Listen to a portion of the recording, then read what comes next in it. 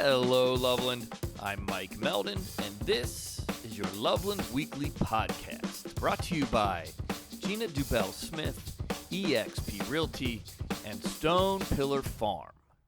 Today we have a truly special guest joining us, Katie Harper, the Executive Director of the Southwest Ohio chapter of NAMI, the National Alliance on Mental Illness. NAMI has been a guiding light and support for those affected by mental illness, and recently they've made a significant move, setting their offices here in the heart of Loveland. Today we're eager to explore the ins and outs of NAMI's mission, the impact they're making on our community, and the vital assistance they provide to individuals and families grappling with mental health challenges. So stick around for an enlightening conversation that aims to shed light on the invaluable work NAMI is doing here locally. Today is Monday, November 27th, 2023. So NAMI is the National Alliance on Mental Illness. NAMI of Southwest Ohio provides advocacy, education, support, and public awareness so that individuals and families affected by mental illness can build better lives. Wow. So this is this is a national organization, correct? Yeah, NAMI is the largest grassroots mental health organization in the country. There are over 600 affiliates nationwide. Every state, except for I believe 3, has a state organization as well. And NAMI Ohio is a really strong NAMI affiliate. We're very lucky to have a great partner in our state organization. And that's even divided up. Correct, because you are NAMI of we are Southwest Ohio. Okay. So here locally, we serve Hamilton, Warren, Claremont, and Clinton counties. And you just moved. Were you in Loveland before? I know you just moved to West Loveland. No, we just moved to Loveland. So we have been in Sharonville for a number of years. Okay. Our affiliate was originally formed in 1979 as NAMI Hamilton County. We merged with the NAMIs of Warren and Claremont counties back in 2014. And then in 2021, we took on Clinton County as an additional service area. So we decided that just really given this diverse geographic population that we're serving, we wanted to be somewhere a little bit more central to the communities that we're providing services to. And as a Loveland High School grad myself, I am aware that Loveland sits on 3 of those counties. Right. So the high school itself does. So to me, when our lease was coming up, I said, Loveland is the place. If we serve these 4 counties, Clinton's far enough out, Sure. and it's kind of an extension of Warren County almost. Mm-hmm. But we thought, well, there's kind of nowhere better to be a central hub for us. Yeah, well, welcome. Thank you. And welcome back, really. Yeah, exactly. That's true, right, exactly. So you told me your mission.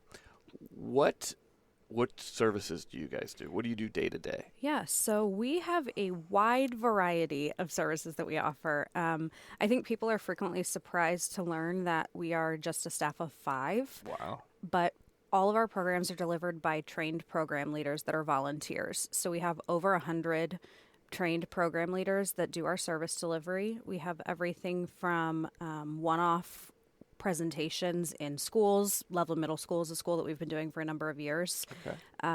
As well as we go out into faith communities, into businesses, into other organizations, anyone that's looking for kind of an overview of mental health education. As well as we do programming for individuals living with mental illness. We have a 9-week program called Peer to Peer that really is kind of a deep dive into learning more about mental illness, treatments available, things like that. And there's a similar program for family members called Family to Family. That's really where NAMI got started originally. NAMI was founded by a group of moms around a kitchen table back in the late 70s who just didn't know what to do. Sure. And that's the basis of where everything started. And so Family to Family is a program that we see continue to grow year after year after year as family members are so deeply affected by the things that their loved one goes through. If your loved one was diagnosed with cancer, they have support systems in place for family members. But when your loved one is diagnosed with schizophrenia, when your loved one is diagnosed with bipolar, they're going on that journey themselves, but the family is also going on a journey alongside them, and it's a tough one. And so we have programming like family to family and support groups for family members so that they can learn more about what their loved one is going through, how to best support them, how to support themselves in that self-care as they're going along that journey. And if somebody needed that, they just get a hold of you if they... Yeah, we have a helpline. So our helpline is 513-351-3500. You can reach out to our email and our website as well. But we offer those regularly. Our helpline is more of an information and referral helpline than a crisis line. Okay. And we really seek to connect people with the services that they need, whether those are our services or other services offered more directly, like a psychiatrist, a therapist, helping people figure out where to even get started. As a high school teacher, I know that we're not there yet. But it surprises me that this started in the 1970s. Mm-hmm. We've been moving along with mental illness and people not having the stigma, mm-hmm. and being looked at as a true illness. Like you said, you compared it to cancer, right? Mm-hmm. But we're not there yet. What do you think? What do you think's wrong? What do you think the public needs to know? What do you think's holding us back? Yeah, I think that you're right. There is definitely still a stigma. We've seen it get kind of slowly chipped away at as we have conversations. I think that there's a fear for people because it's not something you can see. You hear sometimes, especially in the disability rights movement, you'll hear people talk about invisible illnesses, mm-hmm. how you can't necessarily, just because someone's not in a wheelchair doesn't mean that there's not an illness just because you can't see it. And I think for people, it can be scary to kind of open yourself up to, no, I have this going on. But we've really seen that kind of chip away as more and more people start talking about it. It's been a little taboo in the past. Sure. And I think that during the pandemic, the one silver lining that I've seen is that a lot of people experienced mental illness that never had before. Mm-hmm. The statistic used to be 1 in 5 individuals experience mental illness in a given year. And during the pandemic, 1 in 3 reported symptoms of anxiety and depression in a chronic way. And so I think, that's statistically speaking, but anecdotally, who didn't experience serious anxiety in 2020? Yeah. And so a lot of people who maybe previously had the mindset of, you just need to pull yourself up by the bootstraps. Right. This isn't, gut your way through it. Yeah.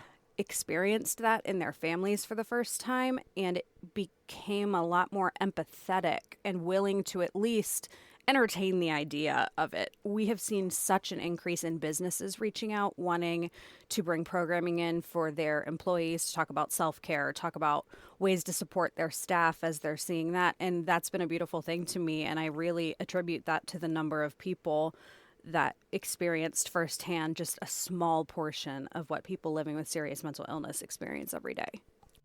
Hey Loveland, it's Emily Barblow, your local publisher of Loveland Lifestyle magazine. Just wanted to remind you guys that we love covering all of the people, happenings, and things going on in our amazing town of Loveland, Ohio. So make sure to grab your latest copy. We always drop a bunch off in downtown Loveland and surrounding areas, or follow us on Facebook and Instagram. Everything from events to mini press releases, articles. I mean, we have so much happening here. We love covering all of the things happening. So make sure if you're not already following us on social media, you are. And stay tuned for more awesome info from Loveland Lifestyle. Wow. Yeah, I think you're right. It's communication. Mm-hmm. It's getting it out there. But the empathy part, either going through it yourself or if you weren't one of those 3, you're probably living with one of those 3, right? Yes. So you saw it firsthand, and that changed everything. Mm-hmm. Wow. So how did you get involved? So I have been loosely around NAMI for a very long time. I have a brother, also a Loveland graduate, who lives with bipolar. And he was diagnosed when I was a freshman in high school. And at that time, my family didn't really know where to go, where to turn, where to start, what to do. Before he was even diagnosed, they just recognized these behaviors and were trying to figure out what to do. And my dad came across NAMI, and he took the family-to-family class. So my family's journey starts with family-to-family, like so many's. And he took that class. It really changed everything, got him on a trajectory to get my brother the help that he needed to be stable. And then years later, when my brother was stable, my dad said, hey, I want to do that. I want to teach that class. And he neat. trained and became a family-to-family facilitator. He's been facilitating family-to-family for our affiliate for about 20 years now. And so my background is actually very strange to the nonprofit world. I have a background in musical theater, and that's what I went to school for. And in 2011, my oldest friend died by suicide. And between that and my brother's illness, it just really, that rocked my world. And I just started looking at my life and what I was doing and thinking, this is not it. This is not fulfilling me. The arts have absolutely their place, their purpose. I don't say that to say that they're not meaningful, but for me and what was going on in my life, I just thought, I can't do this. And so I moved back. I was living in New York. I moved back to Cincinnati. And I started looking at what I was going to do next. I ended up working in a women's health foundation and kind of getting my feet wet in nonprofits. And then when an opening came up at NAMI, I saw it and I called my dad and I said, Dad, there's an opening at NAMI. And he was like, oh my gosh, if it's anything in your wheelhouse, you have to apply. You know, I know these people and they're wonderful. And so I came into the organization originally in a fundraising role, and I've been here since 2019, and I took over as executive director back in 2021. Wow, you came right during the big changes. Yes, I came right before COVID. I came in September of 2019. My role at the time was running our annual NAMI walks, which is our biggest fundraiser of the year, the second Saturday of every May. And we were deep in the throes of planning my first NAMI walk when the governor shut down the state. And we had our kickoff event, actually, for the walk. I'll never forget. The day before the state shut down, and no one showed up. All the people that had registered, because everyone was terrified. Nobody knew what was going to happen. There were whispers about the state shutting down, and no one came. The very few people that were there were like, I'm not shaking hands. And it was just like the strangest environment. And we went virtual with that walk like everyone else. Right. And so I came in right before the world burned. And all these changes. And like you said, if you can take some positives out of it, you know, it is the public recognizing and limiting and getting rid of the stigma that goes along with mental health. Yeah. Anything else you want to add? So we have 14 programs that we're currently offering. We have a few new programs. I touched on a couple of them, but we have programming that we do in schools and organizations and businesses. There are different programs that suit different needs, as well as our educational programs that we host and our support groups. All of our programming and services are completely free. Okay. So everything that we do, if you need help, cost should never be a barrier to that help. So whether it's calling our helpline, giving us all of your information, letting us help you figure out where to start, or it's a program, or bringing it to your school or your business, always free. Okay, that's amazing. Do you notice that during the holidays you get more calls? We do. Nationally, that's a trend. There are more calls around the holidays. I think that crisis lines see that more so than a helpline like ours does, but we do see an increase just in people, especially family members looking to support their loved ones who are struggling. Our support groups see a spike in attendance around this time of year every year as well. Looking ahead in Loveland. On Saturday, December 2nd from 4 to 8 p.m., Loveland is having its Christmas Tree Lighting Festival. Come join a new holiday tradition centering around the community tree lighting ceremonies. You're invited for festivities and fun in historic downtown Loveland at Jackson Street Market.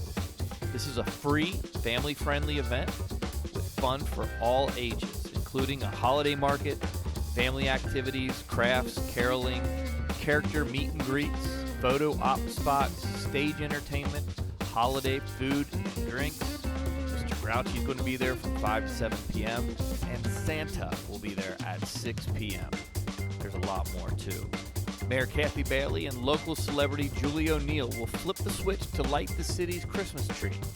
A pine standing more than 60 feet tall along the trail. Approximately 2,500 lights and 250 ornaments will adorn the tree, and it will remain lit through the holiday season. Immediately following the tree lighting ceremony, a holiday-themed drone show will cap off the evening. Approximately 100 drones will be synced to music for a spectacular, one-of-a-kind experience. We have something truly special here in Loveland. Thank you for listening, and have a great week. This episode was produced and engineered by On Brand Studios and recorded at The Grail, a magical place here locally like no other. Please note that the opinions expressed in the podcast do not necessarily represent the views of our sponsors or organizations.